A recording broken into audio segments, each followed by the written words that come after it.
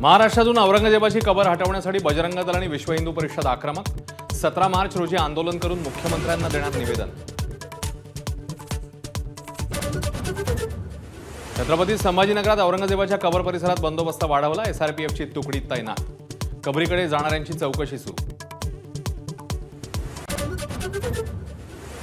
औरंगजेबाच्या कबरीवरून सत्ताधारी विरोधकांमध्ये मतमतांतर. कबर काढून फेकण्याची सत्ताधाऱ्यांची मागणी.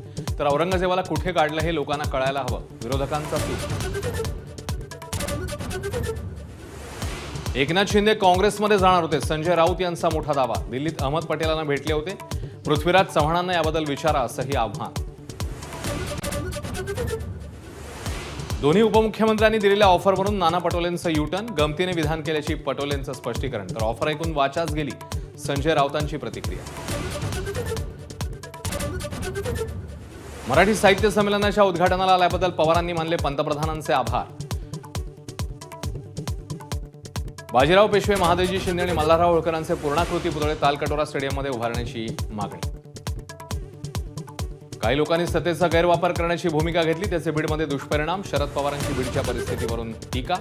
बीडमधल्या सगळ्या गंभीर लोकांना मोठं करण्यात पवारांचाच हात. अंजली दवानी यांचा हल्लाबोल. मंत्रिपदानंतर आता धनंजय मुंडेंची 6 महिन्यात आमदारकीही जाणार. करुणा शर्मांचा दावा.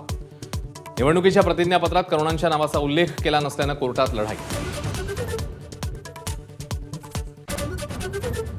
सतीश भोसले उर्फ खोक्याला घेऊन पोलीस गुन्हा घडलेल्या ठिकाणावर दाखल.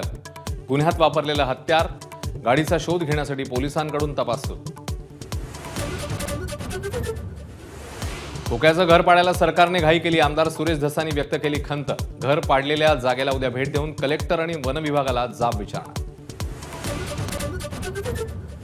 कोर्टाने नोंदवलेलं निरीक्षण योग्यच. कुणाला कोणत्या कोर्टात जायचंय ते जाऊ द्या. माणिकराव कोकाटेंचं आव्हान.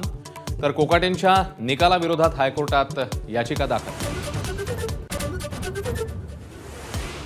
झटका मटणासाठी नितेश राणेंच्या मल्हार सर्टिफिकेटच्या प्रस्तावाला नाशिकच्या खाटीक समाजाचा विरोध.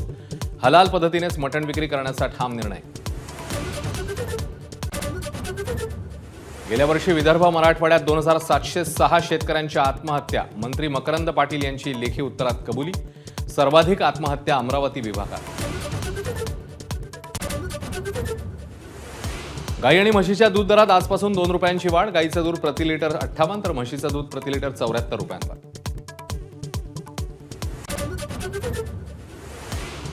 जळगावात शुक्रवारी सोन्याच्या दराचा उच्चांक. प्रतितोळा 91,464 रुपयांचा दर. आठवड्याभरात चांदीच्या दरातही किलोमागे 8,000 रुपयांनी वाढ.